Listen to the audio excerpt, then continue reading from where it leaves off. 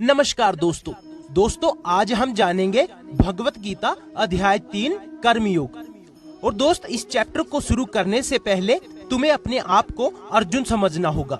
इस अध्याय में कही हर एक बात तुम्हें ऐसा लगना चाहिए कि जैसे भगवान श्री कृष्ण सीधा मुझको ही ये गीता ज्ञान दे रहे हैं। फिर देखना, तुम्हें जो इस चैप्टर से सीखने को मिलेगा वो तुमने आज तक नहीं सीखा होगा और ना ही सुना होगा। इस चैप्टर में तुम जानोगे कि ऐसी कौन सी दो चीजें हैं जो तुमको इस दुनिया में कुछ भी हासिल करके दे सकती हैं।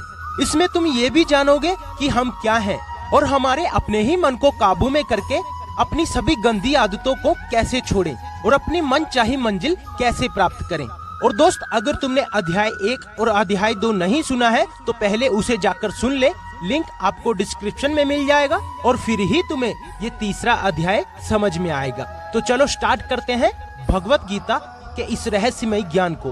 अर्जुन बोले कि हे कृष्ण, आपकी बातें सुनकर ऐसा लग रहा है कि जैसे ज्ञान कर्म से ज्यादा सही है, लेकिन आप तो मुझे सन्यासी बनने की जगह युद्ध करने के लिए बोल रहे हो। तो आप ये बताएं कि मैं ज्ञान का रास्ता अपनाकर सन्यासी बनूं या कर्म का रास्ता अपनाकर युद्ध लड़ूं। ये सुनकर श्री कृष्ण बोले कि इस संसार में मैंने खुद ने ही 2 तरह के योग बनाए हैं। योग मतलब ऐसा रास्ता जिससे हम अपना जीवन सफल बनाते हैं।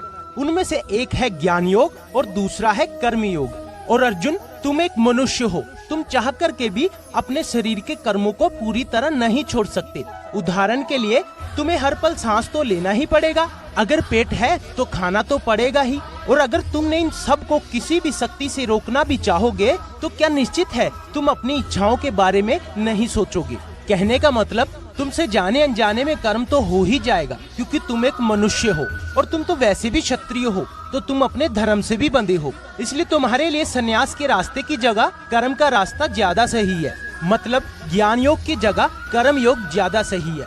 इसलिए तुम ये सोचकर कि ये काम तुम नहीं कर रहे हो, बल्कि प्रकृति का गुलाम होकर तुम्हारा शरीर कर रहा है।